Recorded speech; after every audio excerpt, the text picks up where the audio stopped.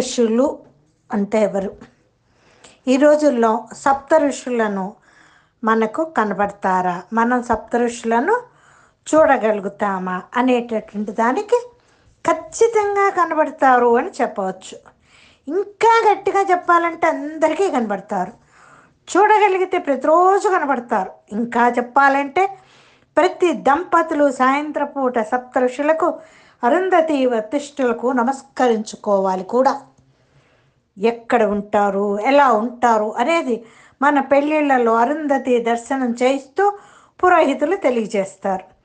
సాయంత్రం పూట ఆకాశంలో ఉత్తరం దిక్కున ప్రతిరోజు వారిని మనం దర్శించుకోవచ్చు. ఇంతకీ సప్తఋషులు ఎవరు, వారి వివరాలు ఏంటి అంటే కశ్యప అత్రి భరద్వాజ విశ్వామిత్రోధ గౌతమ వశిష్ఠో జమదగ్నిశ్చ సప్తైతే ఋషయ స్మృత.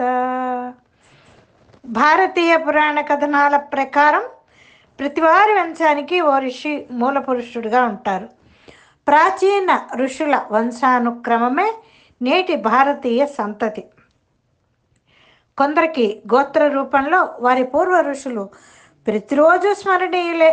మరికొందరికి వారి పూర్వ ఋషులు తెలియకపోయినప్పటికీ వారి వంశాలకు ఋషులున్నారు. ఎంతోమంది ఋషులు ప్రతినిధులుగా సప్త ఋషులను పూజించటం ఆనవాయితీగా వస్తుంది. కశ్యపుడు, అత్రి, భరద్వాజుడు, విశ్వామిత్రుడు, గౌతముడు, జమదగ్ని, వశిష్ఠుడు వీరు 7 పూజనీయులే. రాక్షసులు హరించిన భగవదత్తమైన వేదాలను మహావిష్ణువు వ్యాసుని రూపంలో అవతరించి ఉపనిషత్తులు, పురాణాలు రూపేణా మనకు అందించాడు.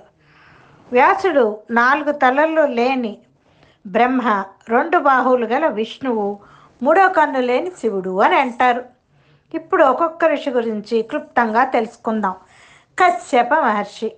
సప్తర్షుల్లో కశ్యపుడు ఒక ప్రజాపతి, మరీచికళల పుత్రుడు. దక్ష ప్రజాపతి పుత్రికల్లో 13 మందిని, వైశ్యానరుని పుత్రికల్లో 2 పెళ్ళాడాడు. వారి ద్వారా దైత్యులు, ఆదిత్యులు, దానవులు, సిద్ధులు, గంధర్వులు, అప్సరసులు, మానేయులు, యక్షులు, రాక్షసులు, వృక్షలతాత్పణ జాతులు, సింహ, మృగ, సర్పాలను, పక్షులను, గోగణాలను, అనూరుడు, గరుడు, నాగులు, కాలకేయులు, పౌలోములను, పర్వతుడు అనే దేవర్షిని, విభండకుడు అనే బ్రహ్మర్షిని పుత్రులుగా పొందాడు. ఇక అత్రి మహర్షి 2. సప్త ఋషుల్లో 2వ వాడైన అత్రి మహర్షి బ్రహ్మమానస పుత్రుల్లో ఒకడు. అతని భార్య అనసూయ. అత్రి తన తపోబలంతో త్రిమూర్తులను పోలిన సోమ, దుర్వాస, దత్తాత్రేయులను కుమారులుగా పొందాడు. అత్రి భార్య అనసూయ అతి పతివ్రత శిరోమణి.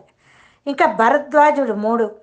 భరద్వాజ మహర్షి ఉత్తధన్యుని పుత్రుడు. తల్లి పేరు మమత. బృహస్పతి కృప వలన జన్మించి ఘృతాచి పట్ల చింత చాంచల్యం పొంది ఘటంలో ద్రోణ జన్మకు కారకుడవుతాడనమాట. ఇంకా విశ్వామిత్ర మహర్షి 4. విశ్వామిత్ర మహర్షి రాజర్షి.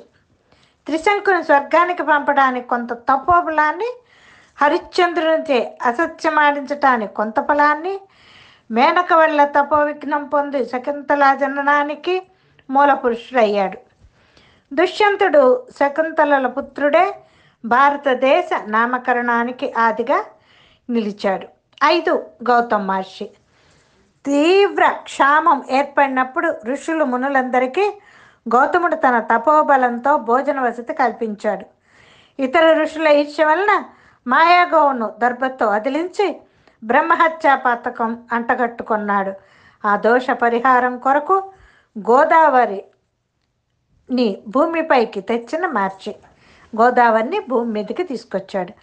తన భార్య అహల్యను శిలగా మారేటట్లు శాపం ఇచ్చింది కూడా ఈయన. ఇంకా 6. వశిష్ఠ మహర్షి. తన భార్య అరుంధతి. వశిష్ఠుడు బ్రహ్మమానస పుత్రుల్లో ఒకడు. వైవస్వత మన్వంతరాన సప్తఋషుల్లో ఒకడు. శక్తి మొదలైన 100 మంది పుత్రులు గలవాడు. దక్ష ప్రజాపతి పుత్రిక ఊర్జద్వార, రజుడు, గోత్రుడు, ఊర్ధ్వబాహుడు, సువనుడు, అనగుడు, సుతవుడు, శుక్రుడు అనే 7 పుత్రులను పొందాడు.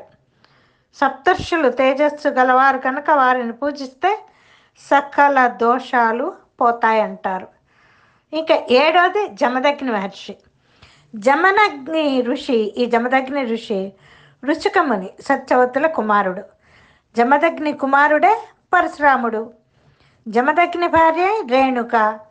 మనసులో కలిగిన అన్య పురుష వ్యామోహం వలన ఆమెను తన కొడుకైన పరశురామునిచే నరికించాడు. ఆ తర్వాత పరశురాముడి ప్రార్థన మేరకు ఆమెను పునర్జీవితురాలిని చేశాడు. మరణం ఆసన్నమైన వారికి అరుంధతి దర్శనం సప్తర్షిమండల దర్శనం కాదట.